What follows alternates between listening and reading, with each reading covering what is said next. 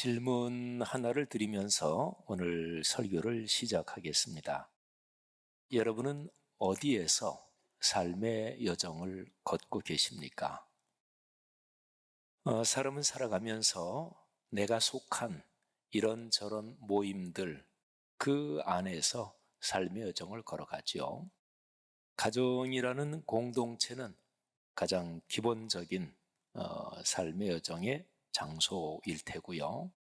또 여기 계시는 여러분과 저는 신앙인 그리스도인이니까 우리가 섬기는 이 교회 공동체가 있을 테고, 또 여러분의 직장, 또 친구 관계, 또 등산 좋아하시는 분들은 또 골프 좋아하시는 분들, 이런저런 친목 모임들, 여러 가지 삶의 모임들이 있죠.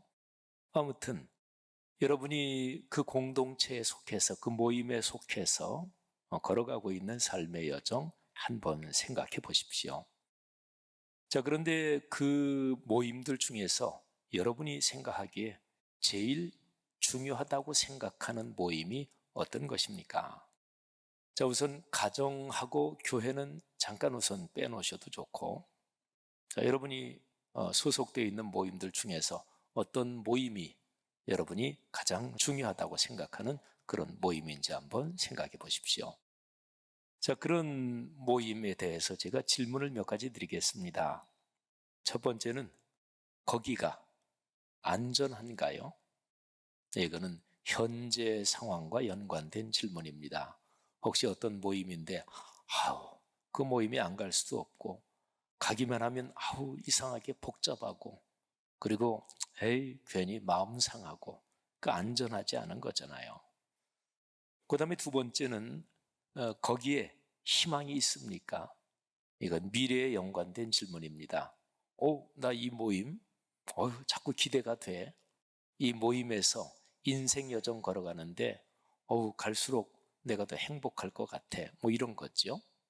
하여튼 현재 안전한가, 미래 희망이 있는가, 이 두 개를 합쳐가지고 행복하십니까? 이렇게 물어볼 수가 있어요.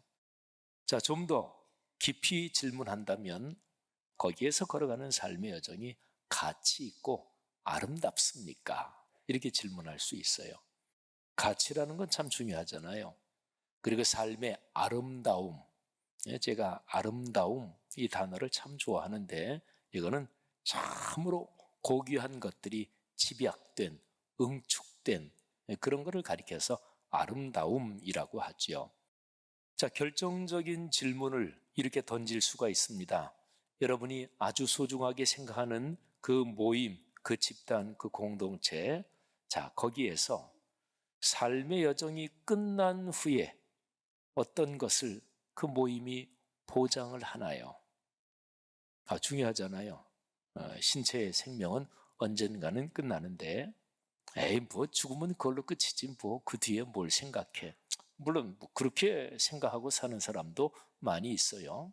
그러나 사람은 누구나 다 죽은 후의 삶, 죽은 후에 어떻게 되나, 그런 것 때문에 걱정도 하고 그렇습니다.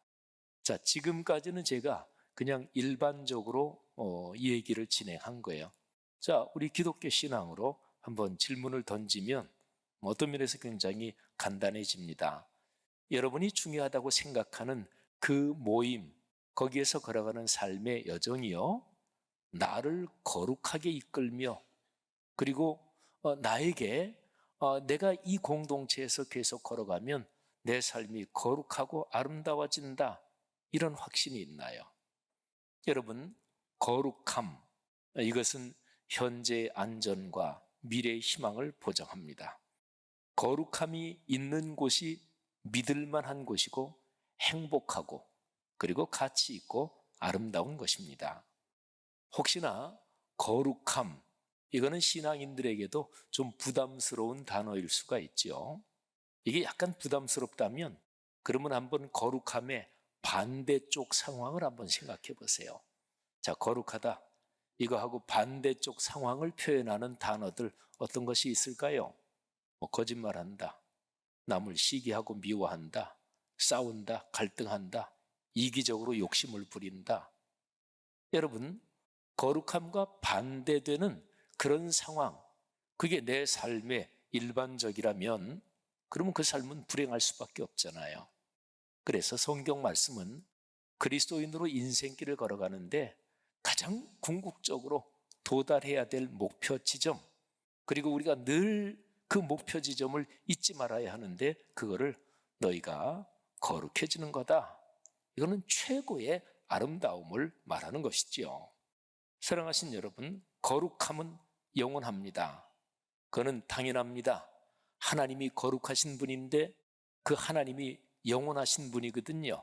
그러니까 거룩하신 하나님을 닮기를 사모하며 갈망하며 인생길을 걸어가는 사람은 그 사람의 삶이 영원한 축복을 받습니다. 자, 사랑하신 여러분, 그러면 그런 공동체, 결정적으로 하나를 딱 꼽으란다면 그게 어디일까요? 그게 바로 교회 공동체입니다. 가정이라는 공동체는 우리가 본능적으로 또 태어나면서부터 가장 기본적인 공동체이긴 하지만 제가 지금 말씀드린 대로 거룩함으로 나를 이끌어주고 그리고 거룩함에 담긴 온갖 축복을 경험하게 하는 공동체는 정확하게 말해서 교회 공동체입니다. 교회 공동체에서 이 축복을 경험하면서 내 가정이 복을 받고 아름다워지는 거죠. 교회 공동체에서 이 거룩함을 훈련하면서 내가 걸어가는 사회에서 긍정적이고 그리고 선한 영향력을 갖게 되는 거죠. 자, 여러분, 혹시라도 현상적인 교회 그러면은 성경에서 이상적으로 교회를 어떻게 가르치느냐 그런 게 있겠지요. 근데 우리가 현상적으로 경험하는 교회는 늘 최고는 아닙니다. 여러 가지로 안 좋은 모습도 있고 또 타락한 모습도 심지어 있을 수도 있고, 그런데요, 현상적인 교회 공동체, 교회 생활에 실망하신 것 때문에 교회 공동체가 참으로 중요하다, 이거를 부인하거나 또는 의심하지는 마십시오. 사랑하신 여러분, 성경은 명확하게 하나님이 우리에게 주시는 축복이 교회 공동체를 통해서 흐른다고 가르치고 있습니다. 사도 바울이 그 당시에 에베소라는 도시에 있는 교회들의 편지를 보냈습니다. 그게 바로 에베소서입니다. 에베소는 당시에 통치하고 있던 로마 제국의 전체에서 이 아시아 쪽에서 굉장히 중요한 또 큰 도시였습니다. 지금의 터키라는 국가 안에 있죠. 사도 바울은 거기에서 에베소 교회들에게 이런 말을 전하면서 나는 여러분을 위해서 이렇게 기도합니다 하고서 기도의 내용을 얘기합니다. 자, 바울이 에베소 교회 그 성도들을 위해서 어떤 기도를 올렸을까요? 에베소서 1장 17절 이하를 제가 말씀드리겠습니다. 자, 바울이 기도하는 거예요. 우리 주 예수 그리스도의 하나님이신 영광의 아버지께서 지혜와 계시의 영을 여러분에게 주시기를 바랍니다. 그래서 하나님을 더 알게 하시기를 나는 기도합니다. 여러분의 마음의 눈을 밝혀주셔서 하나님이 부르신 거기에 있는 소망이 무엇인지 알게 되기를 바라고, 또 성도들에게 베푸시는 하나님의 영광스러운 그 상속, 영원한 상급이 얼마나 풍성한지 여러분이 알게 되기를 바랍니다. 또 이거는 이제 미래에 대한 거잖아요. 하나님이 우리에게 주시는 상급이 얼마나 크냐 이런 거죠. 그런데 현재도 얘기합니다. 또한 믿는 사람들인 우리 그리스도인인 여러분들에게 하나님께서 강하신 힘으로 활동하시며 그리고 능력으로 축복하시는 게 얼마나 큰지 여러분이 알기를 나는 간절히 기도하고 있습니다. 여러분, 사도 바울은 지금 교회를 위한 기도, 성도들을 위한 기도를 지금 드리고 있는 거예요. 여러분, 이 기도의 내용이 얼마나 감격스러운가요? 그런데 그 다음에 이런 얘기를 이어갑니다. 예수 그리스도에 대해서 말씀을 합니다. 자, 그리스도 예수 십자가에 달려 돌아가셨지만 하나님이 사흘 만에 부활하게 하셨고, 그리고 하나님 아버지께서 당신의 오른쪽 하나님의 보좌 우편에까지 올리셔서 앉히셨습니다. 자, 이 예수 그리스도 그분에게 하나님께서 어떤 선물 또는 어떤 보장을 주셨는지 보세요. 에베소서 1장 21절 이하예요. 모든 정권, 권세, 능력, 주권 이런 것들 위에 예수 그리스도를 높이셨습니다. 그리고 이 세상뿐 아니라 다가올 영원한 세상에서 어떤 이름들, 대단한 이름들, 어떤 것이 있다 할지라도 그것보다 예수 그리스도의 이름을 더 뛰어나게 하셨습니다. 하나님께서는 존재하는 모든 만물을 그리스도의 발 아래에 굴복시키셨습니다. 자, 그리고 이어지는 구절이 중요합니다. 여기에 교회라는 단어가 나와요. 그리고 예수 그리스도 그분을 만물 위에 두셨는데 교회의 머리로 삼으셨습니다. 교회의 원형을 한번 볼까요? 자, 우리가 현실적으로 경험하는 교회들 말고 성경에서 말씀하는 그 교회의 원형이 어디에 있을까요? 그게 바로 초대교회예요. 기독교 2000년 역사에서 신앙의 선배들이 교회가 약해지고 병들고 타락할 때마다 초대교회로 돌아가자. 66권 성경 말씀 안에 기록된 그 초대교회로 돌아가자 이렇게 외쳤거든요. 그 가장 최초의 교회가 사도행전 2장에 나오는 예루살렘 교회입니다. 오늘 제 설교 본문 사도행전 2장 42절부터 47절까지가 바로 그 초대교회, 교회의 원형이 어떠냐 그 모습이 나온 거예요. 자, 42절이 아주 중요합니다. 여기에 제일 핵심적인 게 앞에 딱 하고 나타나 있습니다. 자, 42절 말씀 들어보세요. 그들이 사도의 가르침을 받아 서로 교제하고 떡을 떼며 오로지 기도하기를 힘쓰니라. 자, 한글 표현으로 이런데 이게 헬라어 원어로 보면 아주 명백합니다. 자, 문장의 주성분이 이런 거예요. 그들이 오로지 힘쓰니라. 이게 문장의 주성분이에요. 여기에 오로지 전적으로 힘썼다. 이 얘기는요, 어떤 가치 있는 거를 꽉 붙잡고 절대로 놓지 않는다. 이거를 빼앗기지 않는다. 이 귀하고 가치 있고 목숨이 걸려있는 일, 여기에서 절대로 밀리지 않고 빼앗기지 않고 이 일을 온 힘을 다해서 계속한다, 이런 뜻이에요. 예루살렘 교회 성도들이 오로지 힘썼습니다. 근데 그게 정확하게 네 가지예요. 헬라어 원어를 보면 뭐 이건 더도 빼고 할 거 없이 아주 정확하게 네 가지로 나와요. 첫째, 사도의 가르침, 그거를 꽉 붙잡고 힘썼다. 그러니까 들리는 말씀, 선포되는 말씀, 말씀의 가르침을 받고 꽉 붙잡았다는 얘기죠. 두 번째, 서로 교제한다. 이거는 교회 안에 작은 교회, 서로가 인격적인 성도의 교제를 말합니다. 세 번째, 떡을 뗐다. 이거는 성찬식 또는 성도들이 모여 서로가 그리스도의 사랑을 가지고 식사하는 것을 말하는데, 성찬식을 말한다면 이거는 보이는 말씀을 의미하는 거죠. 그리고 네 번째는 기도. 여러분, 기도는 본질적으로 무엇입니까? 기도는 하나님의 말씀을 깨닫고 주님의 가르침이 이것이군요.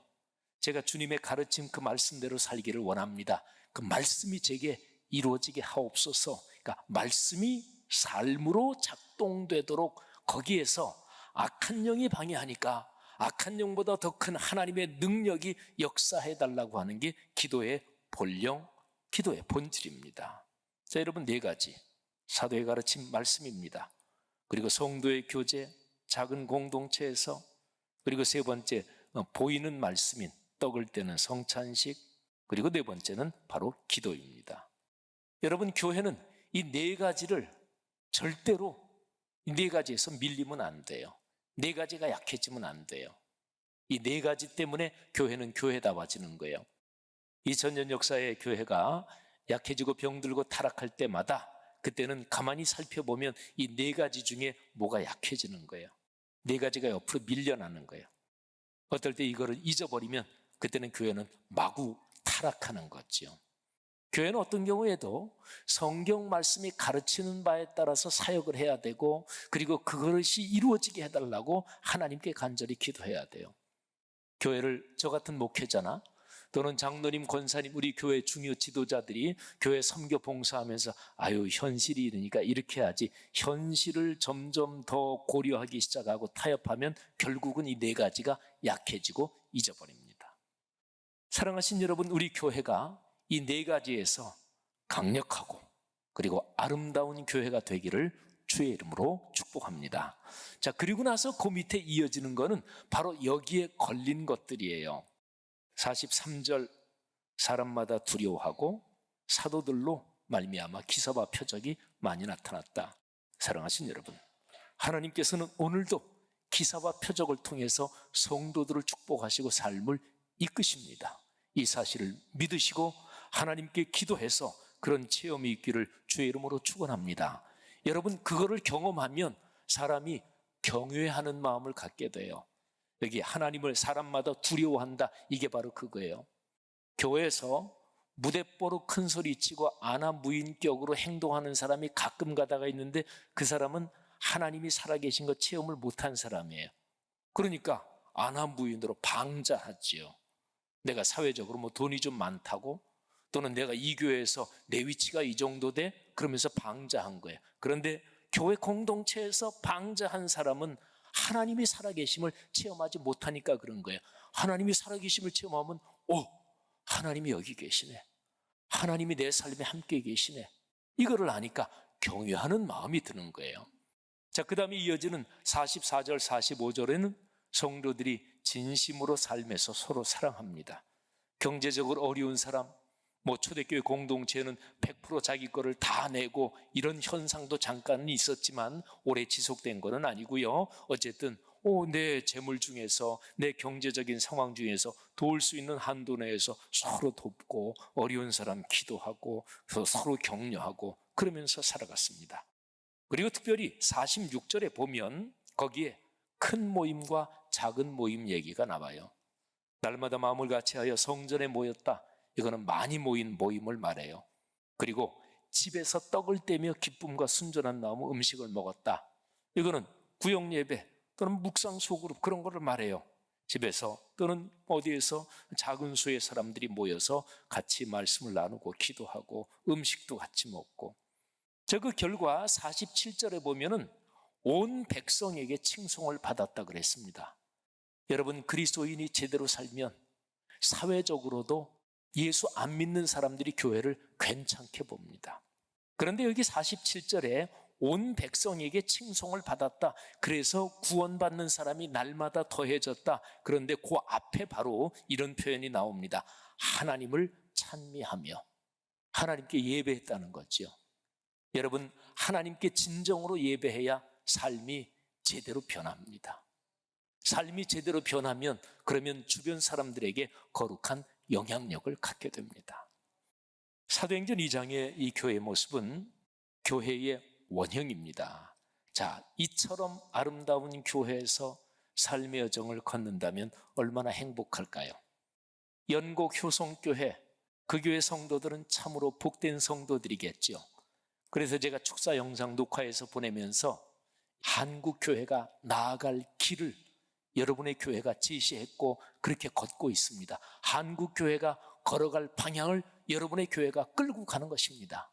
이건 진심으로 드린 말씀이에요. 그런 얘기도 했어요. 제가 지금 축사라는 걸 하고 있는데, 축사는 보통 좋은 말만 합니다. 근데 제가 지금 축사하기 때문에 그런 얘기하는 거 아닙니다. 저는 목사로서 진심으로 여러분의 교회가 한국 교회의 길을 열어가고 있습니다. 그 교회 아직 크지 않을 거 아니겠어요? 근데 교회를 생각할 때 교회가 얼마나 크냐, 이거 가지고 교회를 판단하는 사람은 속물입니다. 교회가 크다고 건강한 거 아니에요, 그죠? 교회 사람 모이는 거는 말씀 별로 강조 안 하고요, 그래도 사람 얼마든지 모일 수 있어요. 오히려 말씀을 강하게 강조하면 교인이 많이 안 모일 수도 있어요. 축복 강조하고 그냥 잘 산다, 내가 사회에서 그냥 대강 살고 예수 안 믿는 사람을 적절하게 부정적인 거 하고, 그런데 교회 오면 꼭 거기에 책망 들으면 불편할 거 아니겠어요? 그러니까 규모나 사람 숫자 가지고 교회 판단하는 거는 이미 그 사람 신앙이 이게 망가졌다는 증거가 될 수도 있어요. 사랑하신 여러분, 아름다운 교회, 오늘 제 설교 제목이 이처럼 아름다운 교회에서, 여러분과 제가 지금 걸어가고 있는 삶의 공동체, 말씀 삶 공동체죠. 성락 성결교회잖아요. 여러분, 우리 교회가 이처럼 아름다운 교회로 계속 더 성숙해 가도록 여러분과 제가 헌신하기를 주님의 이름으로 축복합니다. 스펄전 목사님에게 어떤 젊은 청년이 찾아왔어요. 목사님, 요즘 신자들 보니까 너무 엉망입니다. 이게 신앙생활을 하는 건지 마는 건지. 진짜로 교회다운 교회를 제가 찾고 싶습니다. 스펄전 목사님이 이렇게 대답했습니다. 그런 교회를 내가 평생 목사로 살아왔지만 아직까지 나도 찾지 못했습니다. 근데 두 가지 부탁이 있습니다. 혹시나 그런 교회를 찾거든 나한테도 꼭 좀 얘기해 주세요. 나도 여기서 목사 그만두고 그 교회 나갈랍니다. 그 다음에 두 번째는 혹시 그런 교회 찾더라도 우리 형제님이 그 교회 나가지 마십시오. 그 교회 출석하는 순간 그 교회는 완전하지 못한 교회가 될 테니까 말입니다. 여기에 지금 예배드리는 성도님들 가운데서 우리 교회 난 이런 게 참 아쉬워. 우리 교회에 대해서 난 사실 이런 불만이 있어. 그런 심정 가지고 계신 분들 계십니까? 그런데 하나님께서 혹시 진지하게 기도하면 그런 심정에 대해서 이렇게 말씀해 주시는 거 혹시 안 들리셔요? 야, 네가 교회야. 내가 아쉽다고 생각하는 거, 내가 불만이 있는 거, 그거 내가 헌신해서 아름다운 교회로 만들어야 돼요. 사랑하신 여러분, 교회 안에 작은 교회, 제가 요즘 굉장히 강조하고 있죠. 제가 참 감사한 게 제가 금요일 날, 오늘 주보가 이제 금요일 날 보통 완성되거든요. 쭉 이제 디자인 다 되고 보는데 너무나 감사했어요. 우리 교회 주보 6면에 지난 주간에 묵상 소그룹 참여한 분들 이름도 쭉 나오고 총 몇 명 이것도 나와요. 860명대 보통 그랬거든요. 근데 오늘 주보 보시면 6면에 1000명 됐습니다. 제가 2주 전에 11월 말까지 교구장 장로님들, 교구 임원들, 교구 목사님들이 최대한도로 소그룹 참여 안 하시는 분들 권면하고 11월 말까지도 참여 안 하시는 분들 12월 초부터는 제가 전화드리겠습니다. 그랬더니 그 설교하고 나서 이제 권사님 이런 분들이 담임 목사님한테 전화 받기 전에 어차피 보니까 참석해야 될 것 같으네. 빨리 참석해야지 이런 얘기들도 하신 분들도 계셨대요. 감사하지요. 800 몇십 명대에서 지금 지난 주간에는 1000명이 소그룹에 참여했어요. 아직 300여 분 더 참여하셔야 돼요. 제가 찬양대 하는 교회 음악 전공한 사람들에게 권면합니다. 지휘, 반주, 솔리스트 그리고 악기 연주자들에게 교회에서 내가 맡은 부분 솔리스트 그리고 악기 연주 딱 고예배 드리고 내가 찬양대를 할 거 하고 그 다음에는 교회 아무런 모임도 참석하지 않고 그러시는 분들, 그건 신앙생활 아닙니다. 그잖아요. 그게 무슨 신앙생활이에요? 잘 생각해 보세요. 내 삶에서 뭐가 진짜로 중요할까요? 여러분, 내 삶이 거룩해져야 되잖아요. 거룩해지는 것은 교회 공동체와 무관해서 성경은 그런 약속을 한 게 없어요. 그래서 우리 여러분들에게 진지하게 말씀드리는 것은 우리 교회 지휘, 반주, 솔리스트, 악기 연주자, 음악 전공하신 모든 분들이 진짜로 우리 교회 성도로서 신앙생활하기를 바랍니다. 묵상 소그룹에도 참여하시고 신앙생활해서 여기서 인생 여정 같이 걸어가자고. 우리 교회 참 좋습니다. 이처럼 아름다운 교회에서 우리가 더불어 신앙생활하고 그러면서 인생 여정 복받고 걸어가기를 주님의 이름으로 축복합니다. 여러분, 노래 중에서 찬양 중에서 저 멀리 뵈는 나의 시온성이란 찬양이 있잖아요. 여러분과 저는 전부 다 인생 여정 걷고 있는데 여러분, 언젠가는 인생 여정 끝날 거 아니겠어요? 나이가 60 중반, 70 중반 넘으신 분들은 내가 얼마나 더 살까 이런 생각 많이 하시겠죠. 그런데 30대, 40대, 50대 젊은 사람들도 어떨 때 무슨 병에 콱 걸려서 나 죽는 거 아니야 이런 생각 들 때 있죠. 그리고 병 걸리고 그런 건 전혀 아닌데 막 복잡하게 직장 생활에서 경쟁하고 막 살아가다가 어느 때 갑자기 내가 왜 이렇게 살지? 이렇게 사는 게 뭐지? 내가 이렇게 평생을 살아? 삶이라는 게 뭐지? 이런 생각 들 때 있잖아요. 우리는 모두 인생의 나그네입니다. 그런데 저 영원한 천국을 향해서 그리고 하나님께서 지금 우리의 삶에 함께 계시면서 우리의 삶을 축복하시는 거죠. 성도 여러분들이요, 이처럼 아름다운 교회 공동체에서 그렇게 손붙잡고 인생길을 걸어가는 복된 삶 모두가 누리시기를 주의 이름으로 축원합니다.